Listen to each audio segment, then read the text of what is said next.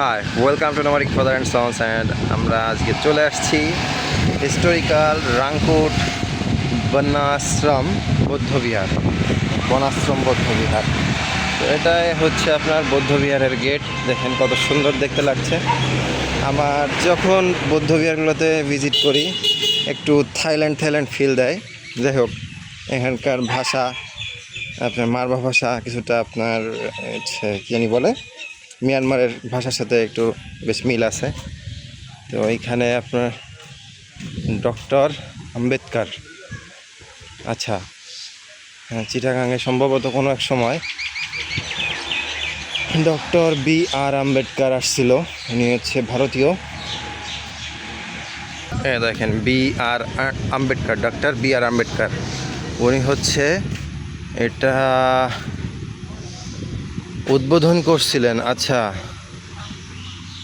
এটা উদ্বোধন করছেন 128তম শুভ জন্মদিন মহারাংকুট তীর্থস্থান কক্সবাজার বাংলাদেশ। আচ্ছা 14 এপ্রিল 2019 সালে উনি এখানে আসছিলেন। আর এই যে প্রথমে ঢোকার শুরুতে এরকম বৌদ্ধ বিহার, আর এখানে 28 জন বুদ্ধের প্রতিমূর্তি দেওয়া হয়েছে। এটা আসলে আমার জানা নেই 28 জন বুদ্ধের কথা কেন বলা হয়েছে বৌদ্ধ ধর্মে।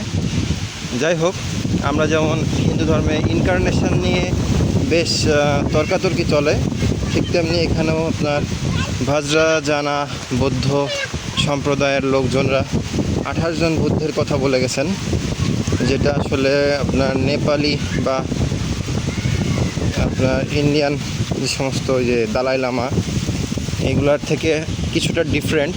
কারণ বাংলাদেশে বজ্রা জানা বৌদ্ধ ধর্মাবলম্বীদের সংখ্যাই বেশি। চলেন আমরা দেখে আসি। এটা আসলে অনেক সুন্দর দেখতে লাগে। আমি এর আগের বার এসে এই জায়গাটা খুঁজে পাইনি। রামতে এসেছিলাম, এর আগের ভিডিওতে আপনারা দেখছেন আমি রামাজাদি টেম্পলে ওখানে ঘুরে আসছি, কিন্তু এটাতে আসার সুযোগ হয়নি। এটা আসলেই খুব সুন্দর দেখতে। দেখেন এখানে ঢোকার শুরুতেই এই যে এত সুন্দর একটা বুদ্ধদেবের মূর্তি রাখা হয়েছে, প্রতিমূর্তি। এটা আঙ্কেল এইটাকে কি বলে? এটা কি মন্দির না এমনি জাস্ট আপনার পীঠস্থান, বা এখানেও পূজা করা হয়? ও আচ্ছা আচ্ছা, ও আচ্ছা, বুঝতে পারছি। এখানে একজন বৌদ্ধ ভিক্ষুর হচ্ছে প্রতিমূর্তি দেওয়া হয়েছে। আচ্ছা, উনি হচ্ছে হিউয়েন তিসাং। ওনার সম্পর্কে একটু জেনে আসি, উনি কে ছিলেন। চলুন। আচ্ছা, হিউয়েন তিসাং হচ্ছে embassy of Republic of China in the people of Republic Bangladesh, China harbour engineering corporation limited. আচ্ছা, এটা আসলে চাইনিজ ফান্ডিংয়েই তৈরি করা। আর হিউয়েন তিসাং একজন দার্শনিক বলতে পারেন, বা ভ্রমণকারী, বা আপনারা যারা দামু নাম শুনেছেন, যিনি সুদূর ভারতের কেরালা রাজ্য থেকে শুরু করে চীনের হিউনান প্রদেশ পর্যন্ত হেঁটে গিয়েছিলেন এবং সেখানকার মানুষকে বিভিন্ন ধরনের ধর্মীয় এবং চিকিৎসাশাস্ত্র সম্পর্কে জ্ঞান প্রদান করেন। ঠিক তেমনিও হিউয়েন তিসাং এরকমই একজন পরিযায়ী বৌদ্ধ ভিক্ষু ছিলেন। আর এখানে এই যে মহারাজা অশোক, সম্রাট অশোকের নাম আমরা সবাই জানি, এটা ইতিহাসে অনেক বড় একটি নাম। সম্রাট অশোকের আমলেই আপনার বৌদ্ধ ধর্মের বিস্তার লাভ হয় এবং তার রাজ্য সুদূর ইরানের থেকে শুরু করে থাইল্যান্ড পর্যন্ত বিস্তৃত। এই অঞ্চলের পুরো শাসক ছিলেন সম্রাট অশোক। দেখেন খ্রিস্টপূর্ব 273 থেকে 232। এটা আপনি আন্দাজ করতে পারছেন কিনা আমি জানি না, প্রায় 2200 বছর পূর্বে সম্রাট অশোক ছিলেন এই পুরো ভূতটের রাজা।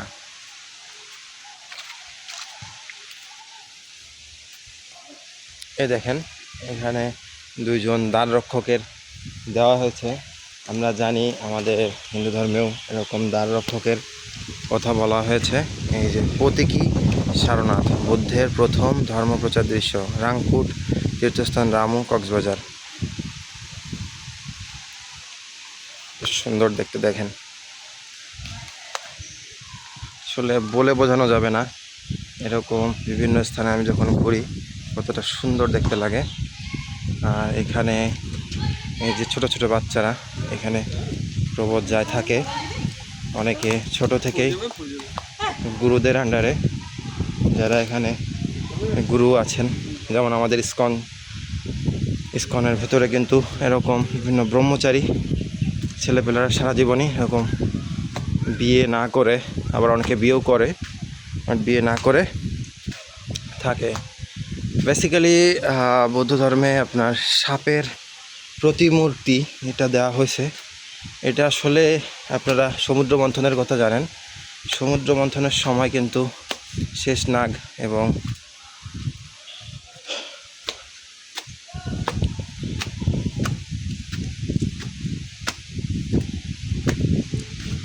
শেষনাগ আর আরেকজনের নাম আমার মনে আসতেছে না, শিব শেষনাগ, যাই হোক, বিষ্ণুদেবের যে বাহন বা আসন সেটা একটা নাগের উপরে, নাগ দেবতার উপরে, এবং শিবের গলায় শেষনাগ।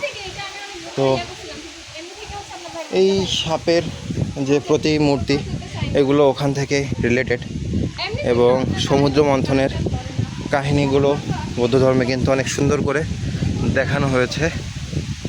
তো আসেন আমরা এখন রাংকুট বনাশ্রম বৌদ্ধবিহার তীর্থস্থানের ভেতরে ঢুকবো। আমার দেখা সব থেকে সুন্দর বৌদ্ধবিহার হলো এটি।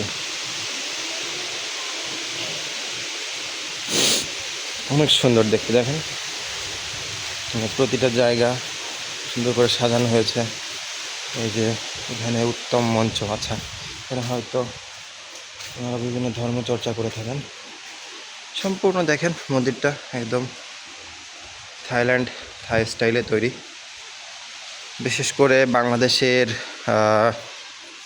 East side, south east side এবং চট্টগ্রাম, খাগড়াছড়ি এবং বান্দরবন, এই তিনটা জেলাতে এই ধরনের বহু মনেস্ট্রি আছে। আমি অনেকগুলোতে ভিজিটও করছি, কিন্তু এটা আমার দেখা সবথেকে সুন্দর একটি বৌদ্ধবিহার। এটা একটা ফ্লাইওভার মতো, ওদিকে সম্ভবত কোনো ঘর বাড়ি হবে, আর নিচে এখানে রাস্তা। দেখেন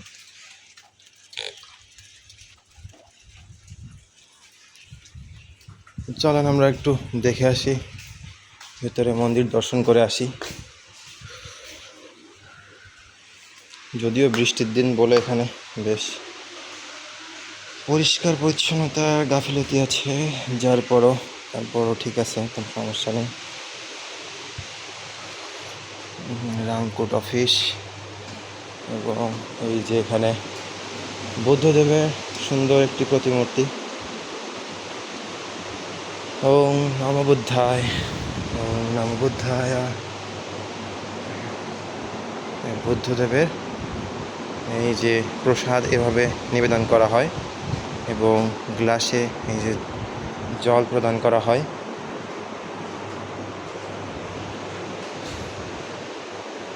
এদিকে দেখেন এখানেও একটা বুদ্ধদেব।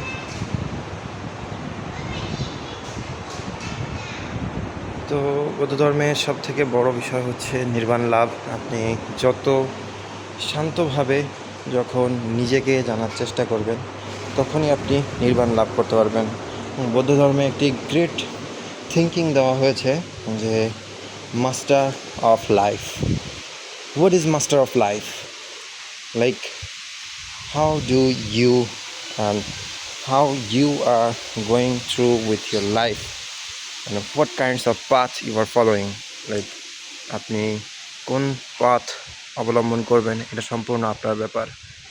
আর এই পথে আপনি কী কী শিখবেন, কেমনভাবে শিখবেন, আপনার শেখা প্রতিটা জিনিস কতটা সঠিক এগুলো আপনি কিন্তু জানেন না। তো এগুলো যখন আপনি জেনে যাবেন তখনই আপনার নির্বাণ লাভ হবে। বিশেষ করে এই যে বুদ্ধ মন্দিরগুলোতে এই ধরনের যে স্ট্রাকচার দেখেন, চাইনিজ এই যে ফুলঝুরি দেওয়া হয়েছে, লাইটনিং ফুলঝুরি, এগুলো চায়নাতে থাকে, খুব সুন্দর দেখতে। চাইনিজ কনস্ট্রাকশন কোম্পানি ওখানে দেখলেনই আপনারা। ইউশাং হুয়েন তিশাং, উনি একজন পরিব্রাজক ছিলেন এবং তার আন্ডারে সে বৌদ্ধ ধর্মের অনেক প্রচার ঘটায় সুদূর চায়না এবং মঙ্গোলিয়া দেশে বা মঙ্গল রাজ্যে। সুন্দর করে দেয়ালে প্রতিমূর্তি ধারণ করা হয়েছে।